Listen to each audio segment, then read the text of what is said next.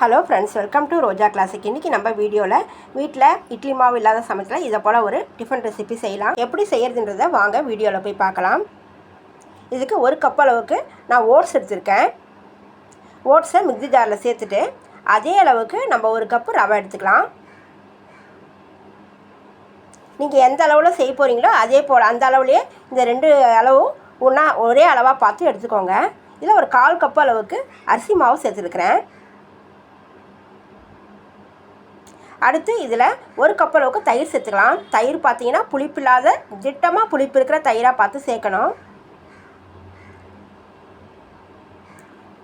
இப்போ கொஞ்சமாக தண்ணி சேர்த்து இது தயிரோடு சேர்த்துட்டு எல்லாத்தையும் ஒரு தடவை நம்ம கலந்து விடலாம். நம்ம அப்படியே மிக்சியில் வச்சு அரைக்கும் போது எங்கே பார்த்தாலும் தெரிக்கும். அதனால் ஒரு தடவை நம்ம மிக்ஸ் பண்ணி விட்டுடலாம்.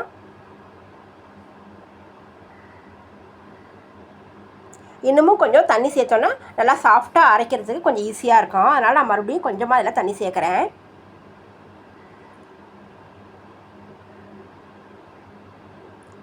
கொஞ்சமாக அதில் தண்ணி சேர்த்து ஒரு தடவை மறுபடியும் நம்ம கலந்து விடணும்.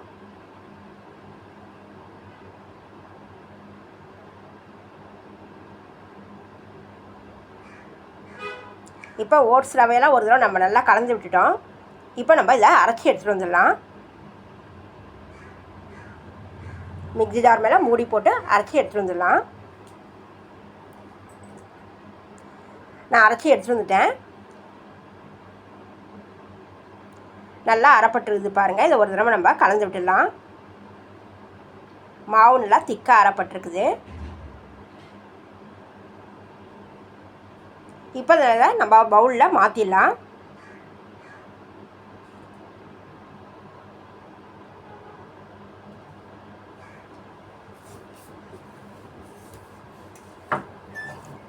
மிக்ஸி ஜாரில் ஒட்டி இருக்கிற மாவெல்லாம் நல்லா தொடச்சி விட்டு நம்ம இந்த மாவோட சேர்த்துடலாம்.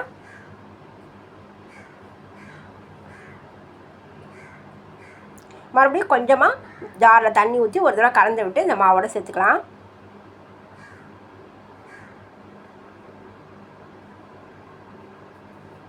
ஜாரில் தண்ணி சேர்த்து கலந்து விட்டு இந்த மாவோட சேர்த்துட்டு இப்போ இந்த மாவுக்கு தகுந்தப்போல் உப்பு சேர்த்துடணும்.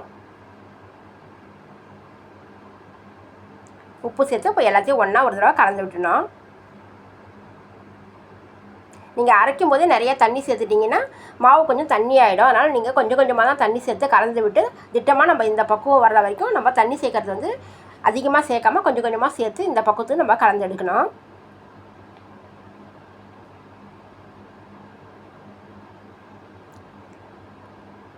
இதை ஒரு 20 நிமிஷம் போல் தட்டு போட்டு மூடி வச்சிடலாம். அது அப்படியே ரவாலாம் நல்லா ஊறி வந்ததுக்கப்புறம் 20 நிமிஷத்துக்கு அப்புறம் நான் ஓப்பன் செய்கிறேன்.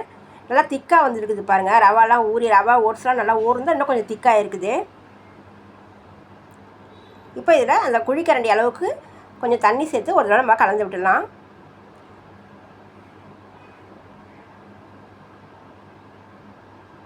நம்ம கொஞ்சமாக தண்ணி சேர்த்து கலந்து விட்டதப்போ பார்த்தீங்கன்னா அந்த அடை மாவு நம்ம எந்த அளவுக்கு இருக்குமோ அந்த பக்குவத்துக்கு வந்திருக்குது. இதில் நம்ம விருப்பத்துக்கு நம்ம கட் பண்ணி எடுத்து வச்சுருக்கிற காய்கறியெல்லாம் சேர்த்துடலாம். நான் இதில் என்னோடய விருப்பத்துக்கு கொஞ்சமாக குடமிளகாய், கொஞ்சம் தக்காளி, முட்டைக்கோஸ், கொஞ்சம் வெங்காயம் கொஞ்சமாக எடுத்துகிட்டு சேர்த்துருக்கேன். நான் இதில் மல்லித்தழை என்கிட்ட இல்லை, அதனால் மல்லித்தழை சேர்க்கலை. நீங்கள் இதில் மல்லித்தழை சேர்த்திங்கன்னா இன்னுமே சாப்பிட்றதுக்கு நல்ல ஒரு ஃப்ளேவராக இருக்கும். இதில் ஒரு 1/4 ஸ்பூன் அளவுக்கு மஞ்சள் தூள் சேர்த்துக்கலாம். 1/4 ஸ்பூன் அளவுக்கு சீரகம் சேர்த்துக்கலாம். 1 ஸ்பூன் அளவுக்கு மிளகுத்தூள் சேர்த்துடலாம். இப்போ இது எல்லாமே ஒன்றா மிக்ஸ் ஆகிற வரைக்கும் இதை நல்லா கலந்து விட்டுடணும். இதெல்லாம் சேர்த்து கலந்து விடும்போது இன்னும் திக்காக இருக்கிற போல் தோணுச்சுன்னா இன்னமும் கொஞ்சம் நீங்கள் தண்ணி சேர்த்து கலந்துக்கலாம். இப்போ எல்லாத்தையும் சேர்த்து ஒரு 2 நிமிஷம் போல் நான் நல்லா கலந்து விட்டுட்டேன். மஞ்சள் தூள், மிளகுத்தூள் எல்லாம் மாவோட நல்லா மிக்ஸ் ஆகிற வரைக்கும் கலந்து விட்டுட்டு மறுபடியும் கொஞ்சமாக தண்ணி சேர்த்து மறுபடியும் கலந்து விடுறேன்.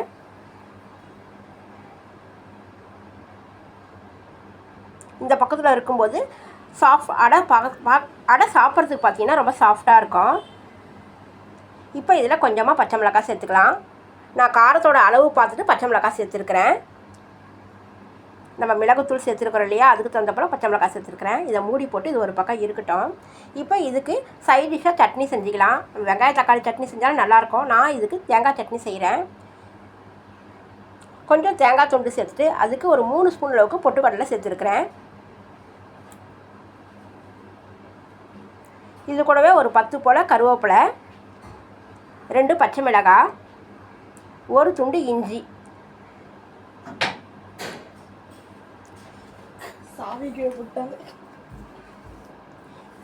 கொஞ்சமாக தண்ணி சேர்த்து சட்னிக்கு தேவையான உப்பு சேர்த்துக்கலாம். கொஞ்சமாக தண்ணி சேர்த்துருக்குறோம். இதை அரைச்சிட்டு மறுபடியும் சட்னி பார்த்து கொஞ்சம் தண்ணி சேர்த்து இதை நம்ம சட்னியாக அரைச்சி எடுத்துகிட்டு வந்துடலாம்.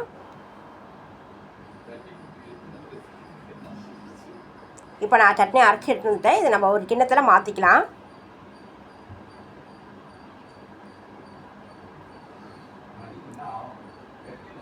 கொஞ்சமாக நம்ம மிக்ஸி ஜாரில் தண்ணி சேர்த்து அதையும் இந்த சட்னியோடு சேர்த்துட்டு ஒரு தடவை நம்ம கலந்து விட்டுடலாம்.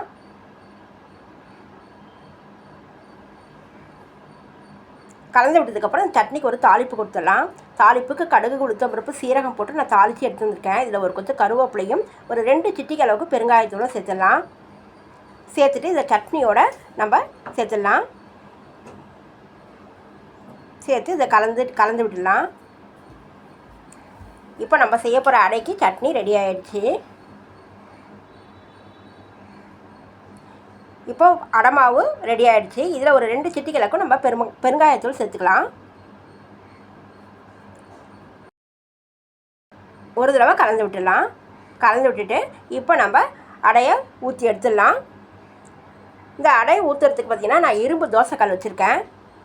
வச்சுட்டு எண்ணெய் துணியால் லேசாக அதை தொடச்சி விட்டுருக்கேன்.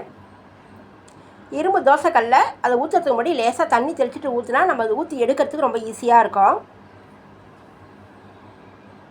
நீங்கள் நான்ஸ்டிக்கில் ஊற்றும் போது பார்த்தீங்கன்னா நீங்கள் எண்ணெய் ஊற்றாமல் இதை நம்ம ஊற்றி எடுக்கலாம். இதுமாதிரி இரும்பு தோசைக்கல்னு சொல்லும்போது எண்ணெய் தேய்ச்சிட்டு அது போல் ஊற்றி எடுத்திங்கன்னா ரொம்ப சாஃப்டாகவும் இருக்கும், சீக்கிரமாக வெந்து வந்துடும். நம்ம அடை ஊற்றுற போல் இதை கொஞ்சம் திக்காக தான் ஊற்றி வேக வச்சு எடுக்கணும்.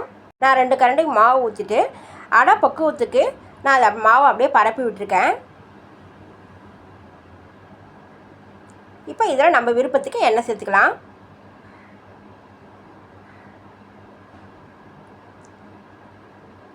எண்ணெய் சேர்த்துட்டு கொஞ்ச நேரத்துக்கு மூடி போட்டு விட்டுடலாம். ஒரு நிமிஷம், ஒரு 1.5 நிமிஷம் அளவுக்கு இது வேகணும். அடுப்பு வந்து சிம்மிலே இருக்கணும்.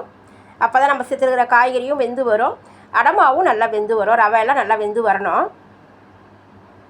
இது ஒன்று வேக வச்சு எடுக்கிறதுக்கு ஒரு 2லேருந்து ஒரு 3 நிமிஷம் வரைக்கும் ஆகும்.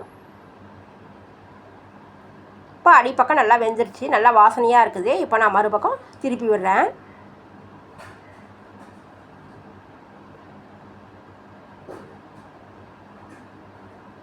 திருப்பி போட்டுட்டு மறுபடியும் மூடி போட்டு விட்டுடலாம்.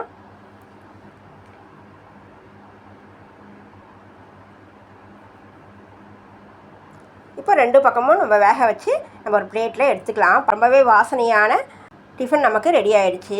இப்போ அடுத்து இன்னொன்று நான் ஊற்றி காட்டுறேன் பாருங்கள். அதே போல் எண்ணெய் துணியால் நம்ம தோசைக்காய் நல்லா தொடச்சி எடுத்துகிட்டு நான் நல்லா பெரிய கரண்டி இப்போ போட்டிருக்கேன். அதனால் ஒரு கரண்டி குழிக்கரண்டி மட்டும் மாவு சேர்த்துட்டு அதுக்கப்புறம் கொஞ்சமாக மாவு சேர்த்து இந்த மாவை அப்படியே பரப்பி விட்டுடுறேன்.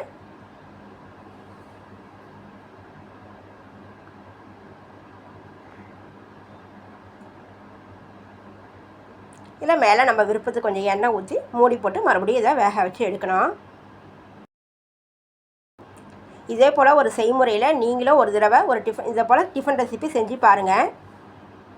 சாப்பிட்றதுக்கு ரொம்பவே நல்லா இருந்துச்சு. அவ்வளோதாங்க, என்னோடய ஸ்டைலில் நான் செஞ்சுருக்கிற இந்த ரெசிபி எப்படி இருந்ததுன்னு சொல்லிட்டு நீங்கள் கமெண்ட்ஸில் சொல்லுங்கள். உங்களுக்கு இந்த வீடியோ பிடிச்சிருந்தா லைக் பண்ணுங்கள், ஷேர் பண்ணுங்கள். மறக்காமல் ரோஜா கிளாசிக் சேனலுக்கு சப்ஸ்கிரைப் பண்ணிவிடுங்க. தேங்க்யூ.